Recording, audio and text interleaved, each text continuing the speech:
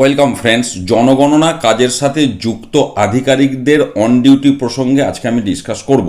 ট্রেনিংয়ের দিনগুলো তো আপনারা অন ডিউটি পাচ্ছেন। এবার প্রশ্নটা হচ্ছে, বাড়ি বাড়ি গিয়ে যখন বাড়ি গণনা এবং দ্বিতীয় পর্যায়ে যখন জনগণনা হবে, দুটি পর্যায়ে কাজটা হবে।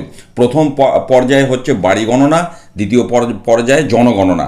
তো সেই সময় অন ডিউটি পাওয়ার প্রসঙ্গে ভারতের জনগণনা আইন 1948 সাল, যেটা দেখবেন আপনাদেরকে ট্রেনিংয়ে যে বইটা দেওয়া হবে সেখানেও এই অ্যাক্টের বিশেষ বিশেষ ধারা নিয়ে ডিসকাস করা আছে। সেখানে আপনার 15A যে ধারাটি, সেখানে কি বলছে দেখুন, protection of service interest of member of census staff. কি বলতে চাইছে? No member of the census staff shall suffer any disability in service by reason of his being on census duty. এর মানেটা কি না হলো, জনগণনার কাজে থাকার কারণে জনগণনা কর্মীদের মূল চাকরির ক্ষেত্রে কোনো ধরনের অসুবিধা বা প্রতিকূলতার শিকার হতে হবে না। এর পরের দুটি লাইন অত্যন্ত গুরুত্বপূর্ণ। বলা হচ্ছে, and the period spent by him on such census duty shall be deemed to be the duty under his lending employer. অর্থাৎ কি, জনগণনার কাজে যে সময়টুকু তিনি ব্যয় করবেন সেই সময়টিকে তার মূল নিয়োগকর্তার অধীনেই পালন করা কর্তব্য হিসাবে গণ্য করা হবে। এখানে নিয়োগকর্তা মানে যে যে ডিপার্টমেন্টে চাকরি করে।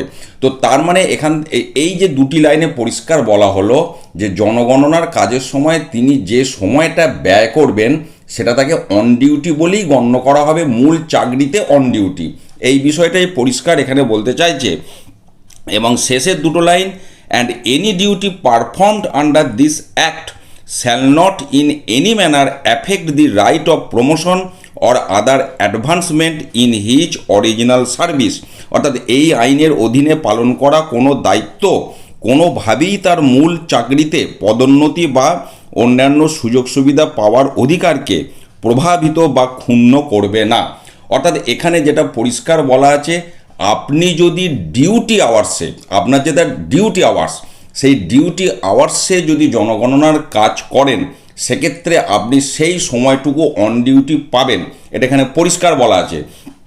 এবারে যে জায়গাটা আমি যেতে চাইবো, এখন যদি এমন নির্দেশ দেওয়া হয় যে আপনাদেরকে জনগণনার কাজটা বা বাড়ি গণনার যে কাজ সেটা আপনার নর্মাল ডিউটি আওয়ার্সের বাইরে আপনাদেরকে করতে হবে, এই রকম মর্মে যদি বিশেষ নির্দেশ দেওয়া হয়, রিটিন অর্ডার সার্ভিস করা হয়, সেক্ষেত্রে কিন্তু একটা বিপরীতধর্মী বিষয় এসে যাবে।